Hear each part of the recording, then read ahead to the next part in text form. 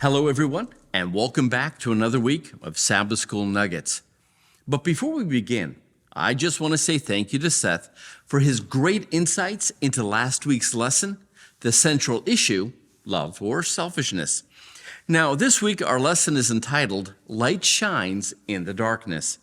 Our memory text for this week comes from John chapter 12 and 35.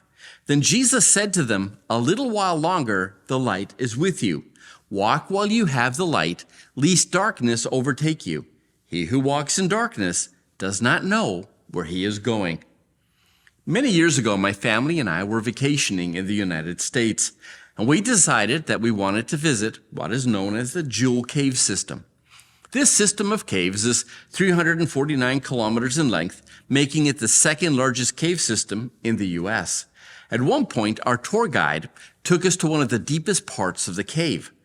With about 1.5 kilometers of rock and dirt between us and the surface above, our guide turned off all the lights.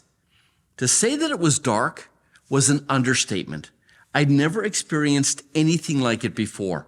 With the lights off, the guide told us a story of a man who'd been left behind on a Friday afternoon.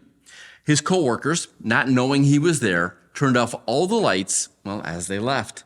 They left that man there for 3 days, all alone in the dark. When they found him on Monday morning, he was delirious and needed medical attention. Why? Because the dark was so dark that his mind had lost its grip on reality. Sabbath's lesson reminds us that a time would come in the history of the church when it would, embrace darkness. So much so that it would lose its grip on spiritual reality and would become so corrupt that it would persecute God's people. Now you have to ask, how in the world did God's church fall into such darkness? And as Sunday's lesson drives home the point, because it learned to love darkness more than it loved light. And how did it happen? By embracing one small lie at a time.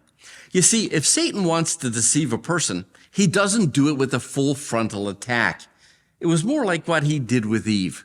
He uses doubt, misinformation, and lies to change how we interpret God's word.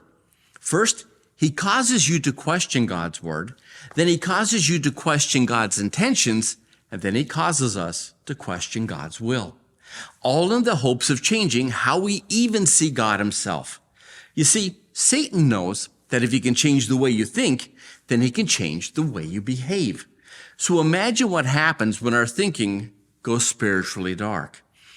You have to look no further than the dark ages of the church, to answer that question.